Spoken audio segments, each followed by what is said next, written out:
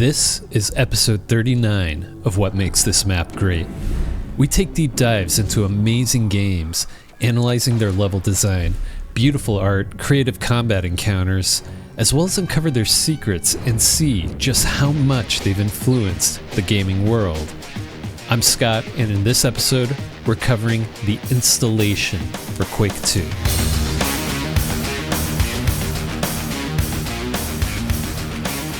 We've just descended from the outer base and entered the installation. The lift doors open, and the audioscape is filled with enemies nearby. It's a large room with verticality. The textures on the walls remind us we're in a Stroggs military complex.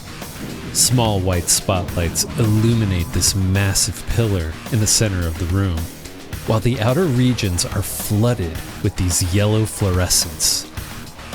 The way this space is constructed tells a story. We have supply crates stacked, which seems to hint that this elevator is used to transport goods between spaces. The Quake 2 map design does a great job of creating somewhat believable spaces with purpose. The way forward is pretty clear. A ramp leading up to this trapezoid-shaped doorway. But we have several enemies guarding the way, not just on the ground level, but also on the second level above. This is a great combat encounter. While these enemies can do some damage, it gets the player familiar with the game's fast-paced action combat. Let's open with a well-placed grenade.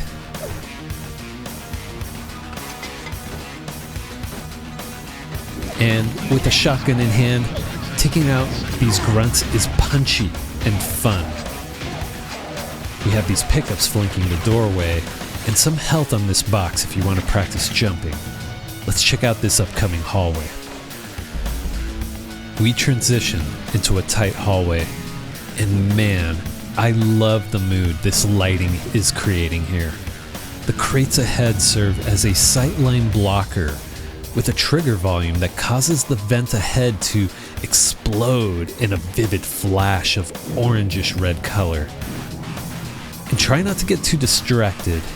It looks beautiful seeing this colored lighting with your brand new 3DFX Voodoo GPU back in 1997. But this enforcer comes charging out, ready to stop us from continuing through. Love the lighting effects of this overhead fan. Seeing the shadows move in real time is a treat. But back to the fight. If the first level is getting you familiar with the gunplay of Quake 2, this map is testing your ability. More enemies are being thrown at you, especially in combinations to support each other. But thankfully, we get introduced to a new addition to the arsenal. Here, we have the machine gun. I love how there are computer machines in the corner here. It almost looks like the button works with these machines in order to secure the machine gun behind these bars. But easily enough, we press the button and it's ours.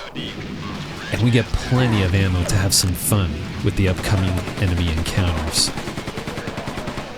And something worth pointing out in regards to the construction of this hallway, there's a lot of geometric depth going on. The ceilings have wonderful layering and detail with air vents and height variance. Looks great. The next area provides us several pillars with essentially two walkways to enter from. Of course, more enemies guard the way, but we'll turn them into Swiss cheese with our new machine gun. These pillars are chunky, but it's this brutalist design of thick, blocky surfaces that is trademark to these early Quake games. Again, white spotlights flank the undersides of these giant supports. But looking around, we get a wonderful spectrum of color here. Of course, we have our giant yellow light fixtures flooding the space in a yellowish orange tint. Along the side walls, there's a nice blue hue set in the small indentations with tech wall panels. To contrast that blue, this giant map with its red spots above floods the area with a vibrant red. Nice texture detail, by the way. It's essentially this current hub of maps we're seeing on the wall. We just came from outer base. Installation is in the middle, and now we're making our way to the comp center. But back to lighting. Lighting can not only be used to set a mood, but it can also help create a focal point, a point of interest. The way forward is up this lift, and flanking it are two white spotlights. The white just cuts through all of that colored lighting around, really drawing us in its direction. So, let's blast our way to that elevator. Machine gun just tears through these Strogg. Just watch that recoil as you fire it. Grab some health and ammo, and to the elevator. Oh, one more sneaky enforcer tucked in the corner. What a coward. So once we get up top, and we deal with these extra guards, we're presented two options. Right is the main gameplay path. The left encourages us to explore with some stim packs off in the corner. Of course, we're gonna explore. You should always explore maps to find their secrets. Being on the second floor, it's cool to see the structural pillars from below continue up through here. Even the wall supports continue vertically, providing a sense of architectural structure. And these texture combinations are great. Tiling metal panels with vented sections makes me think it's hot in Stroggs. Following the yellow lighting, we enter this tight upper hallway. The side pillars create some small cover options along the wall, which will be useful because several guards patrol the way. And the lighting here shifts from yellow to a pure white hall. Really allows you to appreciate the texture work on these walls. Once you walk through, there's another trigger that gets activated, lowering the wall behind you and creating an ambush. Thankfully, there's also a jacket armor pickup, which makes whatever pain you endured worth it. Sneaky Tim, keeping monster closets very much alive in 1997. But turning the corner here, we're shown another type of Quake 2 AI behavior. There's a guard that stands their ground here. It won't chase you. Having this variety of AI behaviors in 1997 was pretty cool, to be honest. Too bad they don't run from grenades. By the way, if you're enjoying the content that I'm making, consider supporting the channel by liking, subbing, doing all of the YouTube stuff. It's greatly appreciated. Let's keep going. Here we are now on the second floor of the starting room of this map. It's flooded in yellow lighting, which contrasts against the white lighting below. Some great attention to detail with these rafters. You could traverse across this one if you're feeling brave. And seeing the tops of these pillars looks so cool. I like the way the geometry flares out from the base pillar. Following this walkway all the way to the back rewards you with a couple armor shards, but more importantly, bullet ammo for your machine gun. Since we're back here, I like to point out the construction of the elevator. It matches the build structure of the elevator shaft from Outer Base, the prior map. That's a nice attention to detail for anyone who notices this. So here we backtrack and proceed down the main gameplay path. Once through the doorway, we're in a tight hall with not much cover. That makes it a little difficult to face off against these enforcers. Just make sure to unload your machine gun right away. That opening shot usually staggers them. there's also a second enforcer at this next doorway. Once you start to fire your weapon, he'll come charging out to support his friend. But, like I said, they stagger easily when fired upon. It's a great way to break their attack patterns and manage multiple enemies. And these light guards are pushovers. This next area feels epic, especially after romping through the interior of the installation. Stepping outside feels amazing.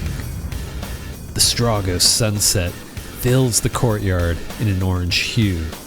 And I've said this before, but I love when man-made structures combine with outdoor organic elements. These giant metallic structures face off over this watery valley. From the looks of it, this may be sewage runoff. We have a sewage entrance to one side, which is actually where we need to go. We'll get there eventually. The bridge is destroyed, but don't let this gap discourage you from being able to jump across, or don't even let this impaled corpse discourage you. I love the shallow water here. The texture color looks like fairly clean water, and it has a nice level of transparency to it. Jumping across, this area sort of serves as a teaser for our eventual path forward. We're provided two paths here, the large doorway, or this small hall to the right. We take the hall to the right, and we find an enforcer guarding a door. Close quarters combat was terrifying back in the day. This side hall feels like some kind of service room. The vented paneling and the tech computer machine inset in the wall with the sterile white light, it just really works for me. This door is opened elsewhere. Now, back through the main entrance of the building, we have this well-illuminated space. Bright white lights flood the space, and I'll even add that the textures used here look much different from the prior building. I like to think we left a storage building, and this here is the proper installation. A guard and enforcer protect the way, guarding an important room. This large space provides some nice layering with adjacent rooms and a water level below. To the side, a giant Stroggs symbol is framed and centered, with a narrow viewing window below. You can see a lever with a blinking red light on it, which we need to pull in order to lower the bridge here. To discourage us from attempting to jump, there's a barrier constructed to block us. Any attempt, and we'll just end up in the drink below. On that note, that's what I like about this space. The addition of water should spark some curiosity to jump down anyways and take a swim. Before we do, let's see some action and make our way there. Love the machine gun.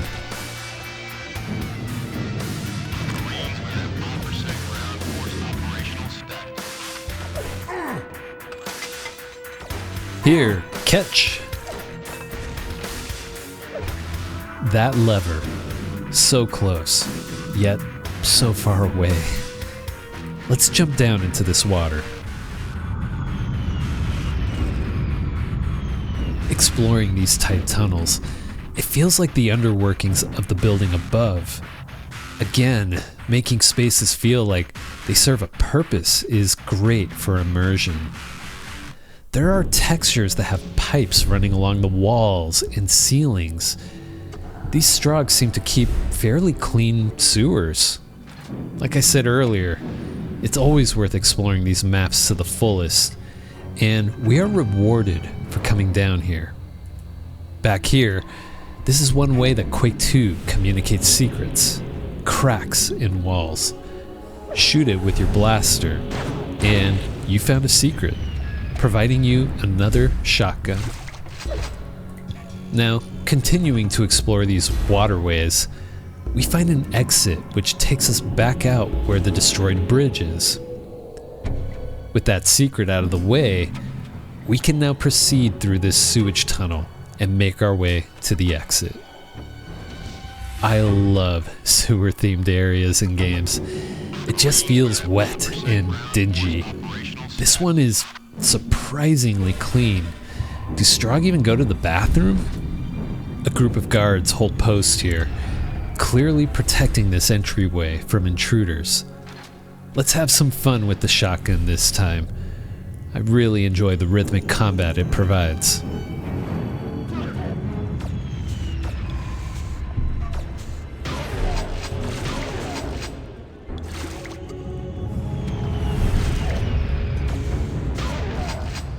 Oh, this last one tried to get a final shot off. Shot his dead friend instead. And here we are. This final room seems simple in design by modern standards, but I think it looks quite impressive with its complex floor geometry, a pool of water layered underneath, and the lighting provides nice contrast.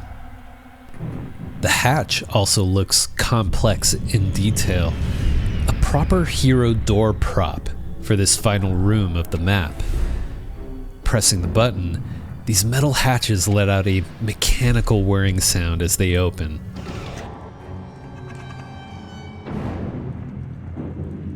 A cool visual to be able to see a piece of the next level down below. Dropping down, we find ourselves in the comm center. This is where we need to be to establish a communication link to our command ship, our current primary objective. But the Stroggs will make it a challenge. And there is some great level design and combat encounters here. We'll make sure to cover this map in a future video.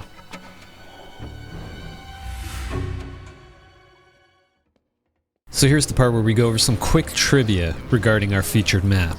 This map was developed by the id veteran Tim Willits. I sourced this from a dotPlan from Romero way back in the day. I've got a link to it down in the description below. This is the first time that players are introduced to the hub map system in Quake 2. Most players were used to progressing through levels in a linear sort of experience from map to map, never being required to go back to the prior map.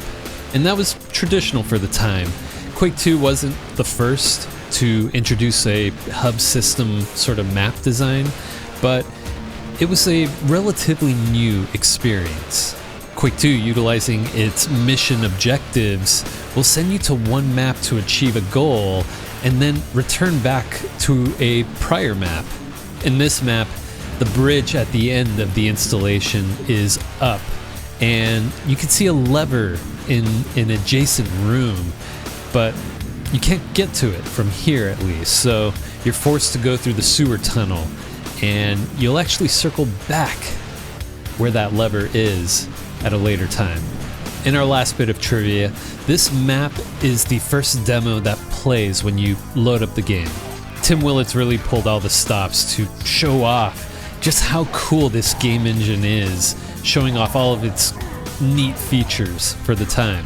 You see, id was in the business of licensing their game engines, so it was important to show off the capabilities of id Tech 2.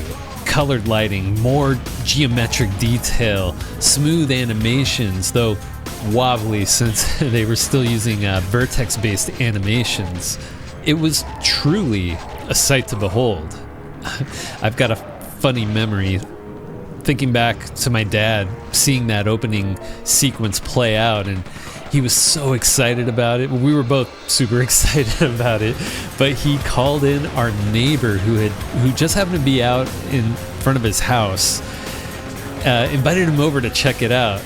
He was not a gamer at all, but even then he was still amazed at what he was seeing on our CRT monitor, though a bit shocked too at the violence. Remember, it was 1997 and violent video games were, a hot topic to discuss. If I miss any interesting trivia that you would like to share with the community here, please leave it down in the comment section below.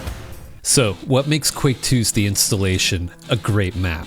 My favorite aspect is something that most gamers probably miss because they're probably just focused on running and gunning. The design of the map tells a story. From the crates at the start of the map by the elevator lift, to the logistics map showing off how this place is connected to the world.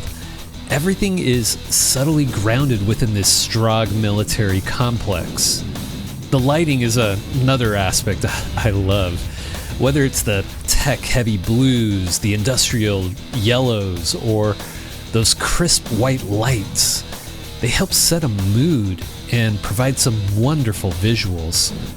Pools of colored lighting everywhere, and clever use of white lights to help create focal points within all of that color. And the geometric detail on display is awesome. I love the small tech walls and interfaces throughout. There are nice details added to walls with wonderful texture tiling. Ceilings get some love too with venting. The variety in heights between spaces offers great verticality for exploration and combat. Speaking of combat, the combat is also properly scaled up from the first level. Your skills are tested, multiple enemies at once in many of these encounters, creating a greater sense of danger. Thankfully, they're all still low-tier enemies and they're easy to take down. That goes hand in hand with your current arsenal. While the challenge is ramped up, you feel like a Strogg slaying machine. Shooting them down with your shotgun or mowing them with your newly acquired machine gun, they all go down so quickly. And lastly, this map introduces the hub system for Quake 2. It's a huge shift from the linear levels we were used to back in the day, making the world feel connected rather than a sequence of rooms and halls. The hints and sights of areas we will eventually explore later are nice teasers and also help drive the player to completing their mission objectives. With the installation, Tim Willits really shows off his map crafting talents. And this is only the second level of the entire game. His ability to craft levels that feel both purposeful and immersive, all while providing fun exploration and gunplay, really sets the bar for first-person shooters moving forward. You made it to the end. Say hi to the fam for me. What are your thoughts on the installation for Quake 2? Was the machine gun's recoil hard for you to control for those of you who played this game with a keyboard for the first time? And did you manage to find the secret with the shotgun down in the water? Let me know down in the comments. I'd love to hear your stories. If you have a question you would like featured in my Q&A series, please leave it down in the comments section with the tag Frags and Coffee. And who knows, your question may be featured. Special shout out to channel member Annie Lopez 2266. It is greatly appreciated. Thank you so much. If you'd like a special shout out as well, consider supporting my work by providing a super thanks.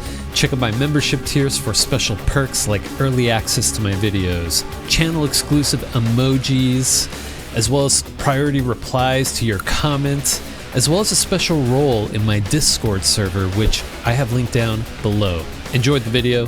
Hit that like button, share it with friends, and subscribe for more great gaming content. And if you're looking for more, check out this recommended video right here. Thanks for watching. I'll catch you in the next one.